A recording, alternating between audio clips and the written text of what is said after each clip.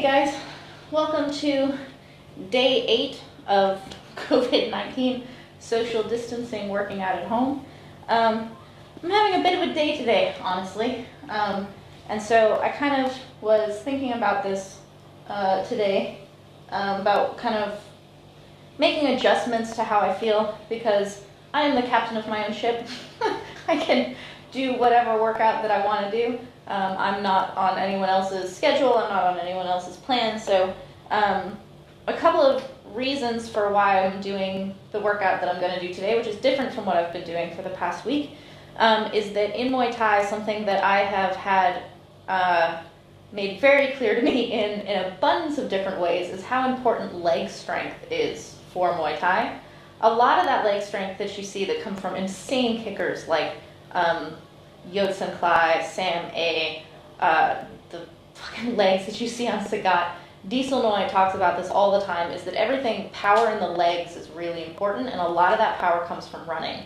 So a lot of people in the West are like not firm believers in the Thai tradition of running a lot. People in the West like to do sprints or hit or whatever. They say you don't need to do a lot of running. I subscribe to the you need to run because I've never been wrong when watching someone in the ring and being like, that person doesn't run. Never once have I been wrong in that.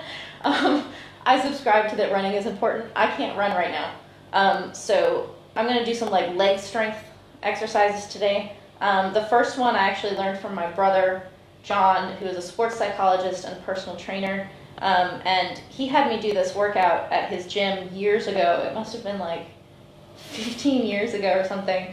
And when he showed it to me, it was one of those things where you're like, that doesn't look hard. And then I was like unable to climb stairs or sit on the toilet for the next day. I was just kind of like if you've ever had that super, super sore leg day and it was from nothing. It's like people who have never done yoga or something, you look at it and you're like, that can't be hard. You're just standing there and then you try it and you're like, this sucks.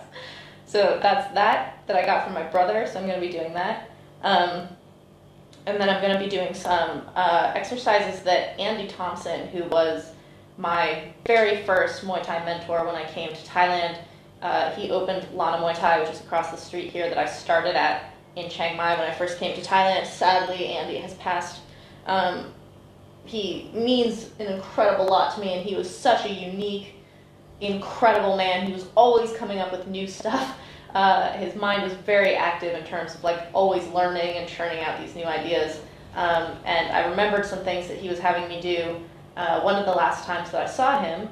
And he was really into like body weight balance type stuff, like really deep squats. And people who are familiar maybe in America with Pavel, who does like kettlebell and body strength exercises. So I'm going to take some of the stuff that I got from Andy, and I'm going to do this thing that my brother showed me. And then I'm going to throw in a little bit of shadow boxing and stuff like that because it's still Muay Thai, but I'm still going to emphasize to everyone who's watching this and here with me today that the point of these things is leg strength, because it's going to be a lot of squats and things like that, but the benefit of it is not only the leg strength but balance. Balance in Muay Thai is number one, especially in scoring in Thailand. Balance means everything. So if you're throwing stuff and you're off balance, you look like a joke. So balance is really, really important. When I was working with Symmetry for the Muay Thai Library, when we filmed with him, he had me doing a lot of things that were actually really similar to what Andy was showing me, and it had this like ambidextrous, just constantly moving into like different positions, and everything was very even. So I think I'm going to focus on balance and leg strength today as my main gig. I'm going to start out with this thing that my brother showed me, so I'll show you guys how that is. But first we'll see if anyone's here. Is Shay? Shay's watching. Saosin's mom is watching. Hello to both of you. So this thing that my brother showed me that looked so easy and was not, I think he had like chips or pebbles or something, like rocks, I don't know. I've got bot points, and today is my 8th day of the at-home workout, so I decided to do 8 of them. I actually remember 5 being really hard, so I'm a little bit unsure whether I'm being ambitious or not with the 8. But basically, it goes like this. I'm going to lay them a distance apart. And so you go and you pick one up, and then when you get to the next one, you have to put it down before you pick up the one that's there. So you actually have this progressive increase in the number of squats that you're doing. And that's why 8 might be really hard, is because by the time you get to 8, you're putting 7 down before picking the 8 back up. So you end up doing quite a lot of squats. And I have very limited space, which is why this. And you can find equipment of any kind for yourself, anything that you have 5 to 10 of, marbles, rocks outside, coins, whatever. You can use any of those things. So the length of my living room is going to be what I'm doing. And I think they were about like a foot apart.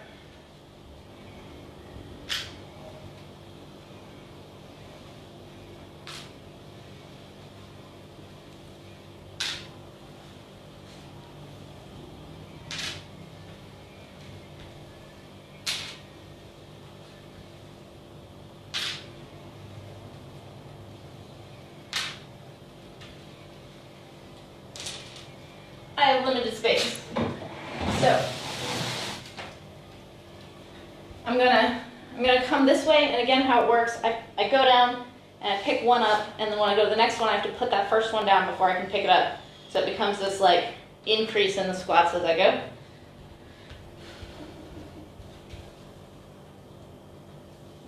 And I'm doing more or less a supernatural squat.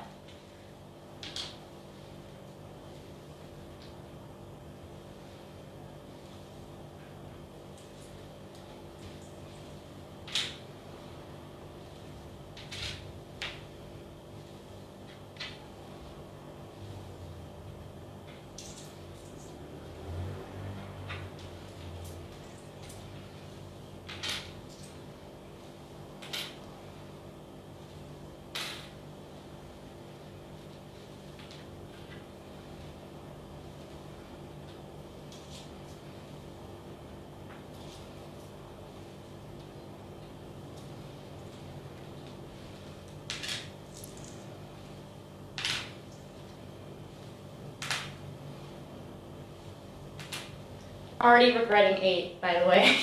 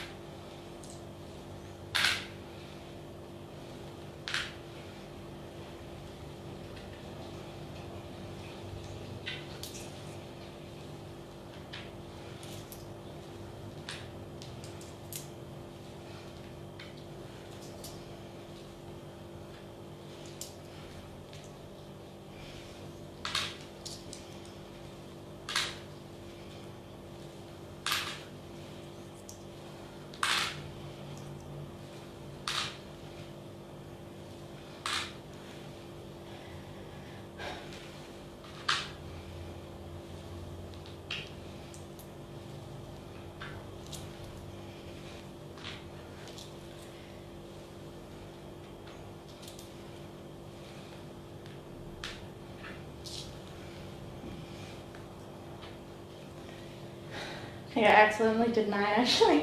I have another one over there.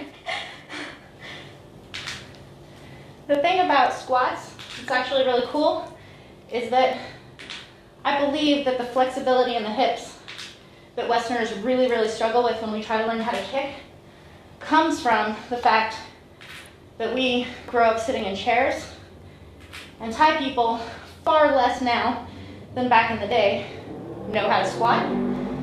But I think that the flexibility in the hips comes from the squat, like the Asian squat, I think they call it. And I think that I've kind of started to use it as a way to bring flexibility into what I'm doing. I hang for my shoulders, and I pop a squat for my hips. So this is kind of a little twofer.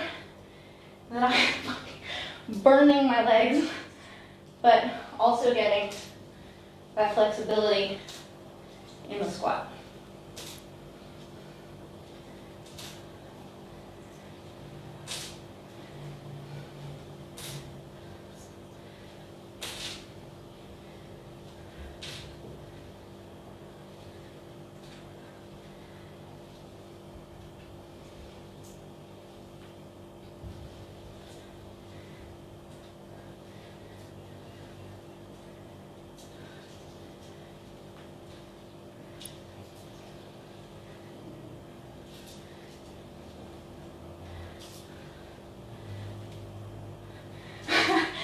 thank God that's over. Man, I'm actually sweating and breathing a little bit heavy. My heart rate went up to 116 just doing those squats. I'm usually at like 48. I have a very, very low heart rate. I'm pretty impressed by that, actually. I was not anticipating that at all. I remembered it being hard, so at least I was like partially aware of how that might go.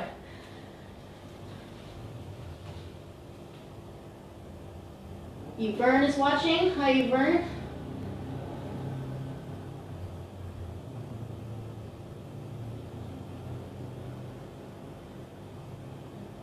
Hello, Sylvie. Those knees you're doing up against the wall, what are they good for? Are they making you engage the hip more? Go look at days 1 and 2. I totally explained that. The knees I've been doing, if you go back and look at the workouts from days 1 and 2, I explain those knees completely. Better explanation than I can give right here. But you do want to be driving with your hips. I'm not doing those today. Ooh. So I'm going to shadow box to loosen up a little bit so that I'm not only doing, well, I can feel the like wonkiness in my legs. And then I'll go into some of Andy's stuff. But I'm just gonna freestyle a little bit in my shadow box.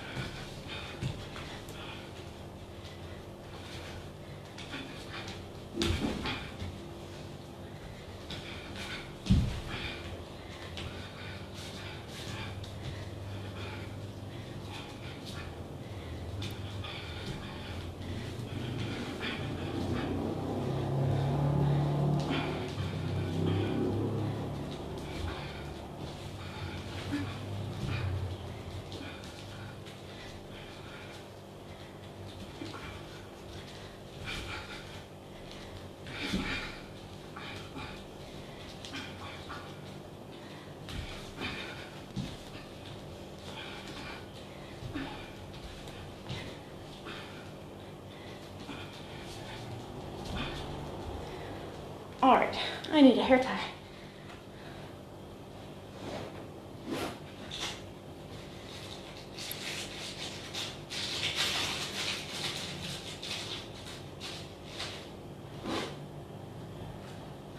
So something that if you're a beginner or really at any level of Muay Thai, something that you can always improve on is your balance.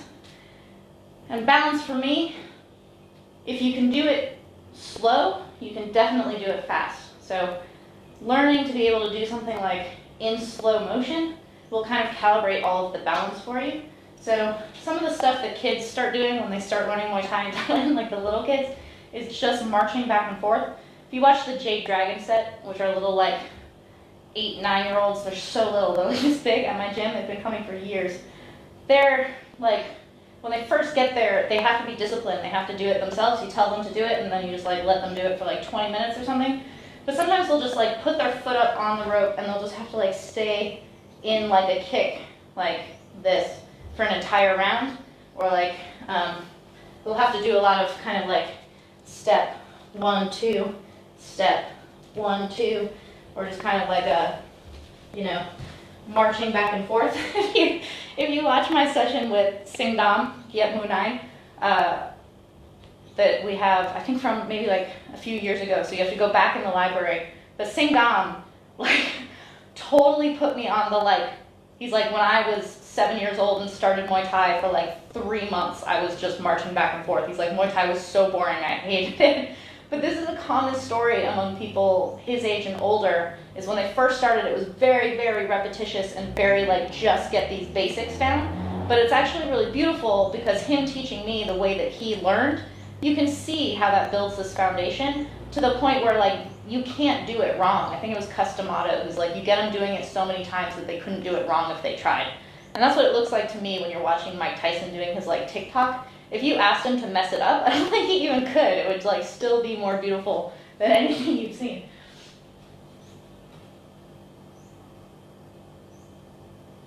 All right, so what I'm doing now, it's basically like very slow shadow, knees, teeps, and kicks with a very deep squat in between in order to like force balance all the way through the motion.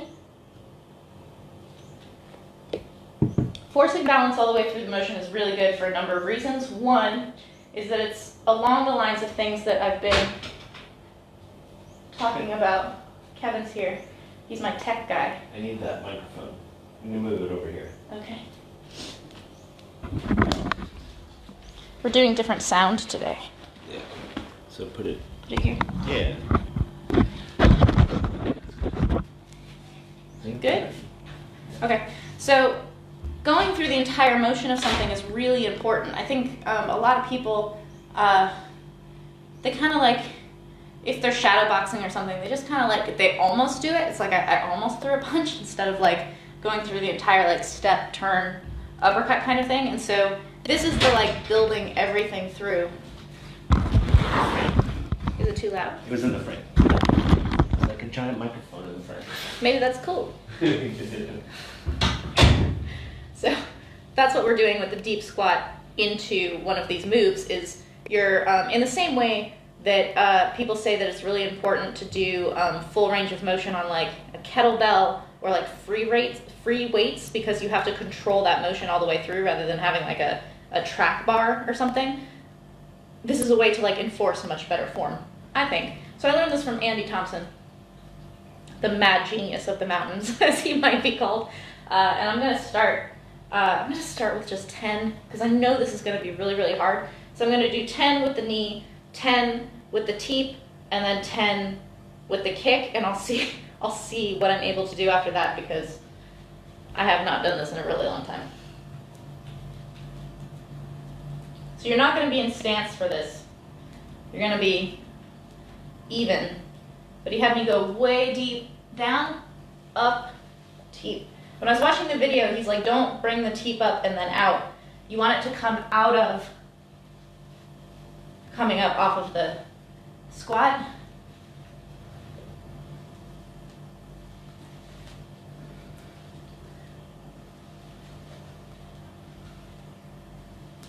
And I just had to correct keeping my guard up.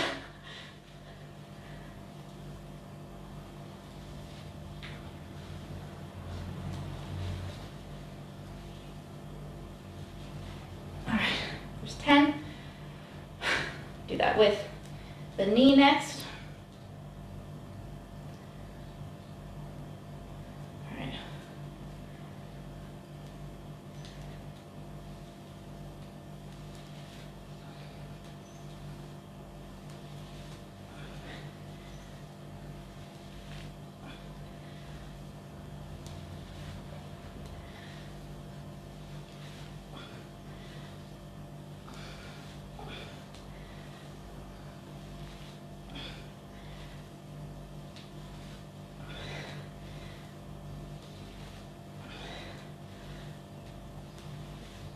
All right. See, my hands just want to drop. I want to like keep them up. It's actually harder than it looks. For the kick, it's not that same stance. He actually did like a backwards lunge and then the kick. So we'll try that. Because you always kick from here. You're never kicking from here. So instead of doing the squat like this, you do like a back lunge into the kick. Oh man.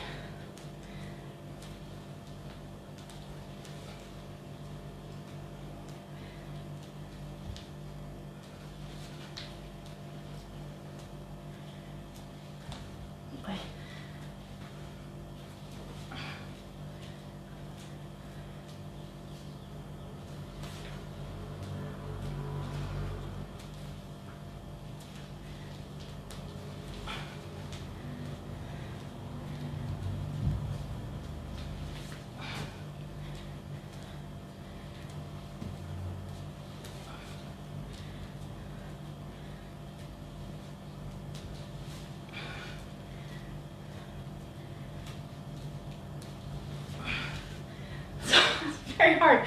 I'm making my backwards lunge actually really shallow in anticipation of the kick, so I have to keep trying to like actually go back.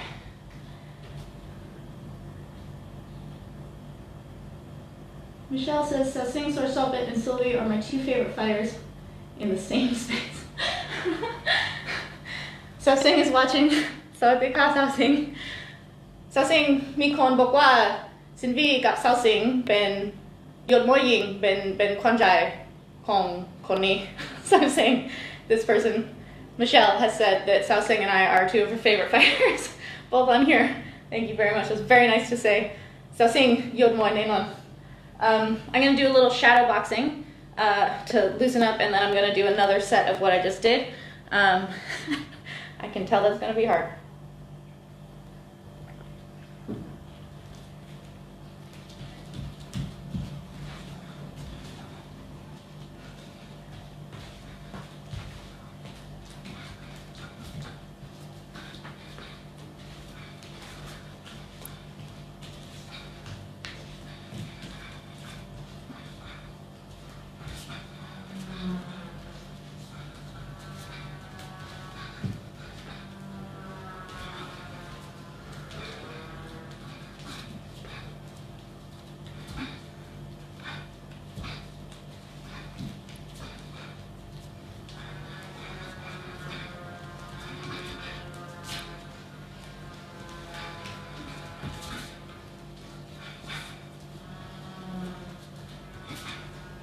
That's a Sing elbow, by the way. Sing has this like, it's so scary.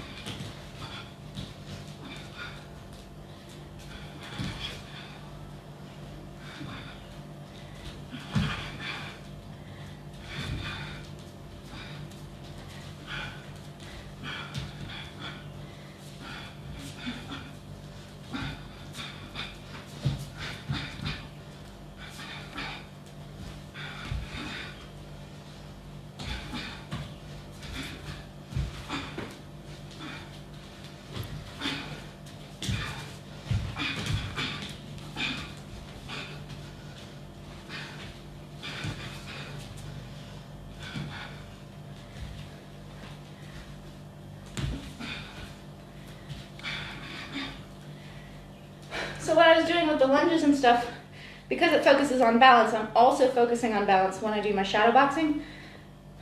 How does one focus on their balance? It's just being aware of it. I guess the way to make kind of an example is if there's a song that you like, right, that you've heard many times. So November Rain by Guns N' Roses, right? You're like, I've listened to this song a million times. I usually listen to the lyrics because I'm singing along with Axel.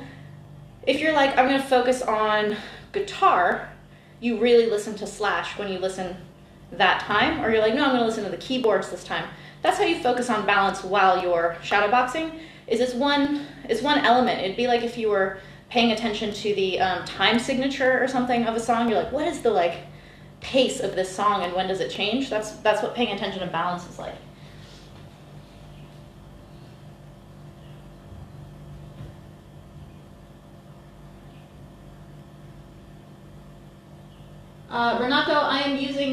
Renato is asking me why I don't film this way or that way. This is my phone in a living room. This is not high tech.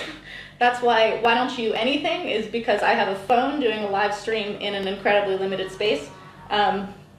It's very informal. All right, I'm gonna do more sets of what I did.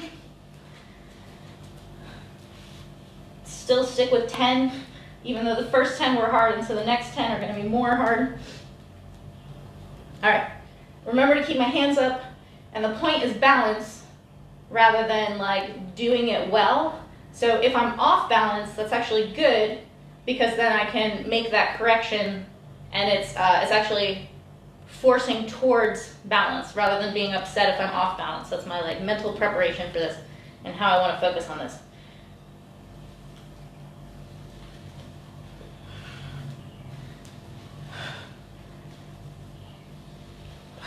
Remembering to breathe is good.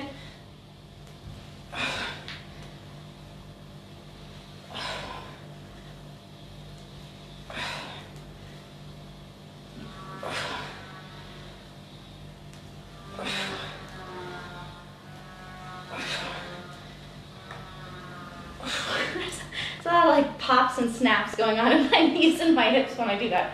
It's not the best. All right, knees.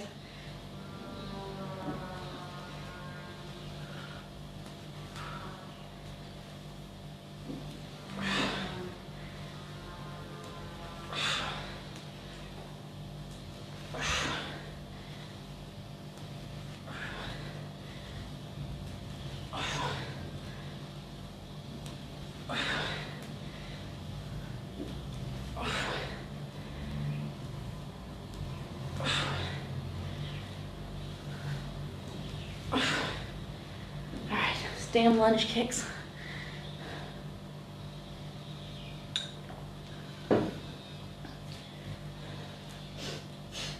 Again, something that Samart really focused on in our library session, you can go watch him in the Muay Thai Library as a patron.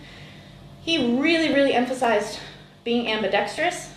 The thing that's really cool to me about training symmetry is that by making both of your sides really strong, you're comfortable anywhere you land.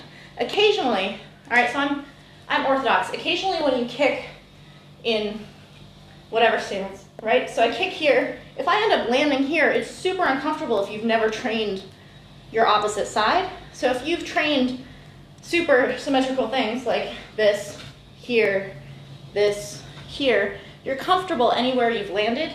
Which I think is cool about these exercises that Andy showed me is that by strengthening both of your sides together, so that you're not dominant side only, I think makes you more comfortable just in space in general and makes you more balanced all around without even having to really focus on it.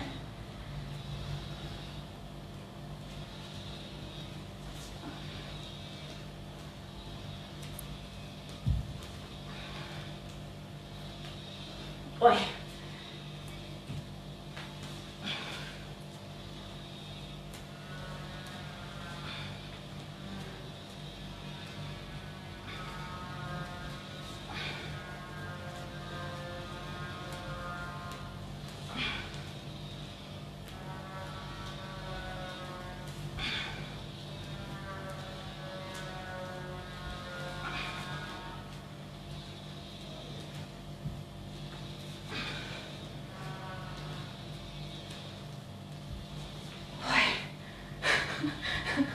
Crack.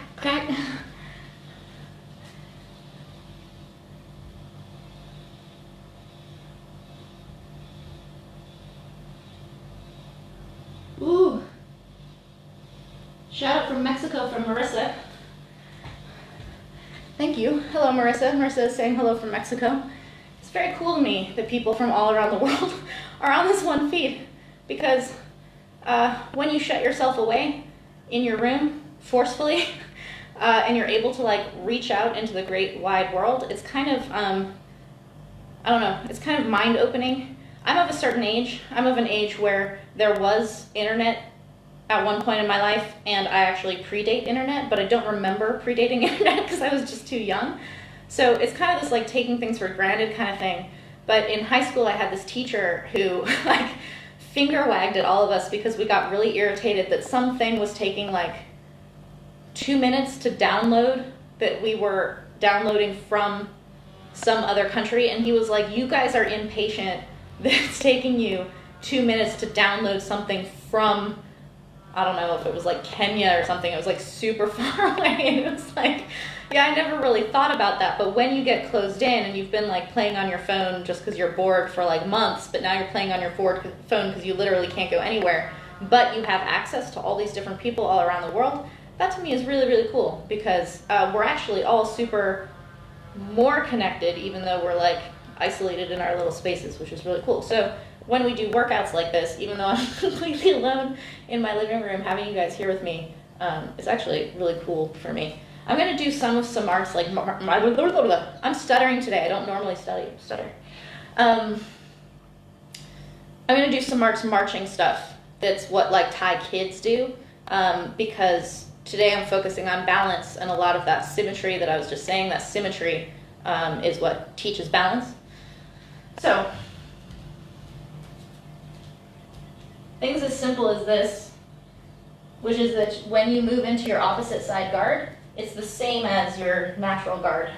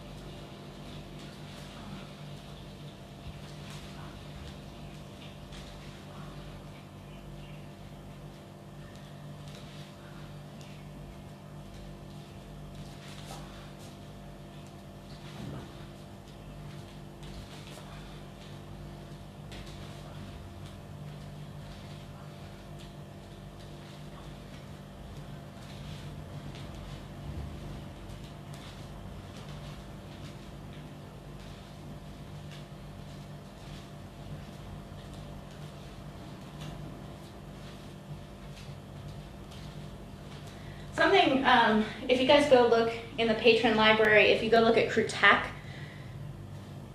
was in Pattaya, he just moved over to Rayong, but he's still like in the Chonburi area. Something that he was having me do is take a step back as someone is approaching you. So if I'm in this stance and I'm facing someone who's also orthodox, their kick is going to be coming this way.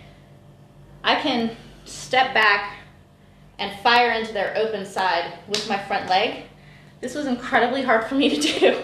So, because it's hard to do, that's something that in this kind of space with no pressure, with nobody, well, you guys watching, but nobody laughing at me when I fall over, that's something that I can work on here, and I think is really cool, understanding why you would do that. So, as you're stepping back, bang, your then front leg, bang, and same thing if I now step back with this one, bang.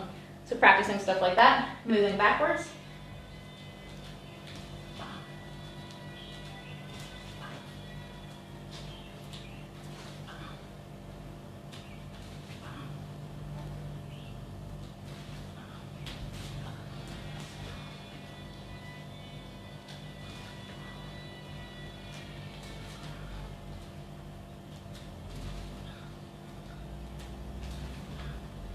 Something that Karahat has me do stuff like this too. He's a switching fighter, and he has a really nice like switch to the opposite side and then fire to the open side that way.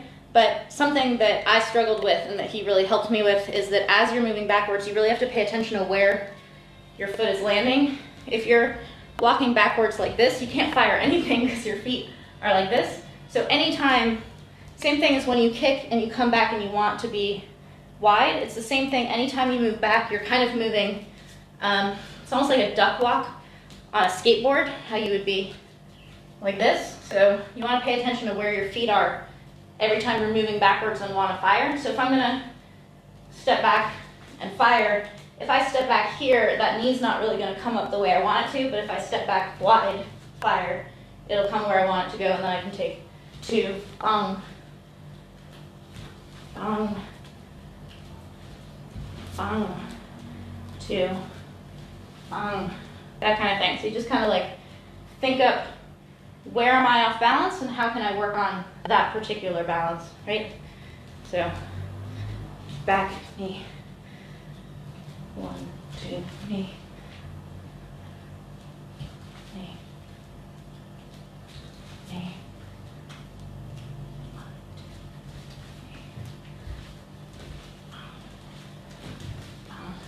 Play with it. Play with it is fun.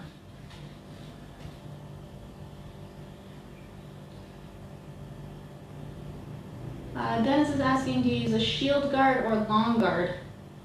I don't know what a shield guard is. Dennis is asking what my guard is like. In general, for Muay Thai and for Muay Khao fighters, a long guard of different positions like this is good. But I also am doing this a lot, which I learned from Gansak and the American boxer Archie Moore. He does it lower because he's a boxer, so he's guarding his body, but sometimes it comes up like this. It's fucking awesome. So I've been doing that. So basically, in reality, for a long time, my guard has been this, but that guard sucks. So I'm getting away from this and trying to use more like kind of a spike guard, long guard of any long guard form, Dracula guard, whatever, and then this one as well. So there are lots of different guards. I'm going to do another set of those 10 just because it's really hard. It's very hard.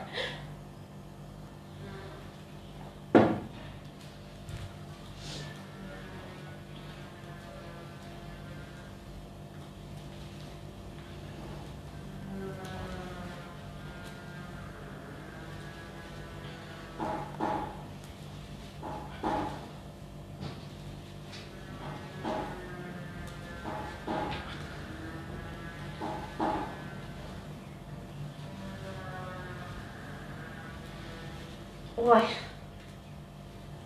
I forget to breathe. But knowing that I forget to breathe is actually really good.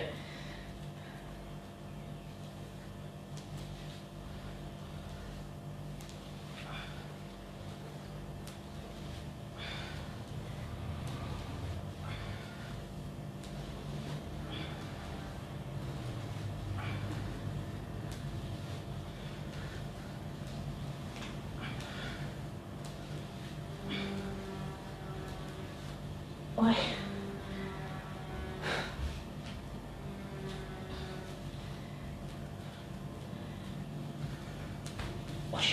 I don't know why I can't bring that right leg back. It's actually really hard.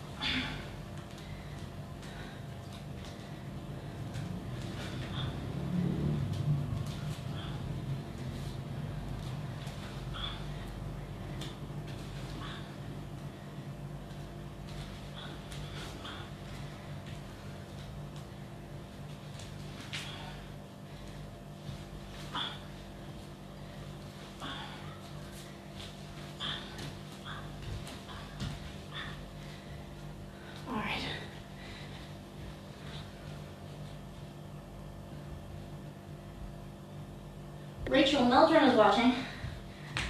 Hi, Rachel. Say hi to Den for me, to your grommet.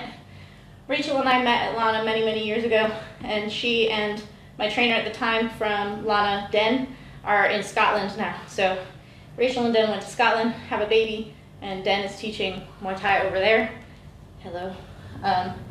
So I'm actually just going to do one more round of shadow boxing and then I'm going to be done. But yeah, my heart rate is actually pretty good just by doing these few things, which is impressive to me because I'm not out of shape, but you can do some pretty minor things and extend yourself. All right.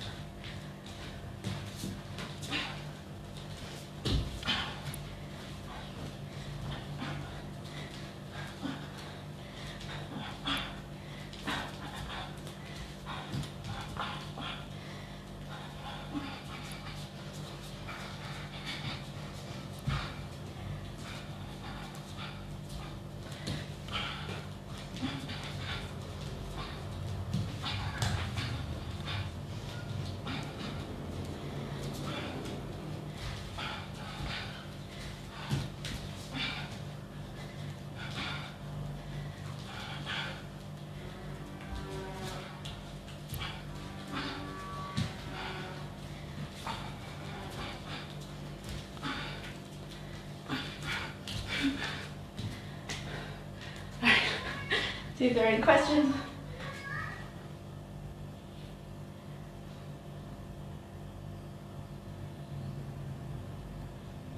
All right. Hey, Carol. Hey, Jenna. Yeah.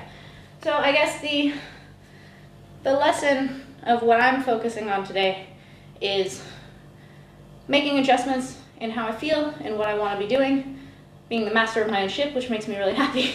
I don't like people telling me what to do, and I'm in a situation where I can just do whatever I want as my workout. And because I have so many different influences and access to so many different styles and ways of doing things, being able to kind of like pull those together on any given day and what I'm thinking about is really cool to me. That's what I think is so cool about the Muay Thai Library, is that people can get ideas from there themselves. So today I was thinking about balance, Andy, Samart, and kind of like every single Thai person I've ever met who talks about how important leg strength is. I think that when a Thai fighter gets in the ring, when they have like really strong legs, I think the gamblers are like, oh, which I think is kind of funny because I'm the opposite. I have strong legs, but I don't have big legs, and I have a big upper body, so I think that I'm like confusing for people. They're not really sure how they want to gamble in that sense, because I'm the opposite of what a lot of the people I fight, where they're like really strong on the bottom and then kind of smaller on top. We're the opposite. But in terms of like what the Thai aesthetic is, both in what good technique looks like and in what a good fighter looks like and in how Muay Thai is scored, if you were to really peel it down to bare essentials, like talking about the like color wheel or something, like the most important things in Thai scoring are dominance over aggression, balance, and control over the space, like who's controlling whom and who's leading the narrative in the fight. I think those are the three most important things, and those are three things that you can work on in your living room at home, as long as you kind of understand where in your game to be working on them. So today I was really working on balance. A couple of days ago I was talking about visualizing an opponent and how, picture them losing and then they have to come towards you, and how do you actually play off being the defensive one versus how do you practice mentally in your head going after someone if you have to make up those points. That's practicing dominance and the narrative of the fight. So these are things that you can work on your own, which I think is really cool. If you guys want to know more about Muay Thai scoring, go on my website, 8limbsus.com, and there's a search box in the upper right corner. You can search for scoring. Tony Myers has a really good video on the breakdown of Thai scoring. Kevin and I have written about Thai scoring. I have a video/blog post on the art of the fifth round, which is a really important round in Muay Thai in terms of like the narrative that's being told and this kind of thing. If you fought a beautiful fight and you're super off balance, you don't look very good in Thailand. So I think that the balance issue is one that, as Westerners in general, we're kind of coming from behind, because we don't really emphasize that in the way that we learn. It's like when you first start riding a bike, balance is like the number one thing, is just get the bike balanced, and then you can figure out how to do tricks and stuff on it. So that's today. Thank you guys for joining me. Thank you to my patrons who helped me be here. I'll be heading home soon, but I'll still be in self-isolation, so you guys will have a different background for my at-home workouts. I'm going to post links to the video of Andy teaching me what I just did today, but also we have an hour-long video of him teaching me with his like body weight, crazy mad scientist of the mountain ways. He's a very, very cool guy. I miss him a lot. So thank you guys, and I'll see you next time.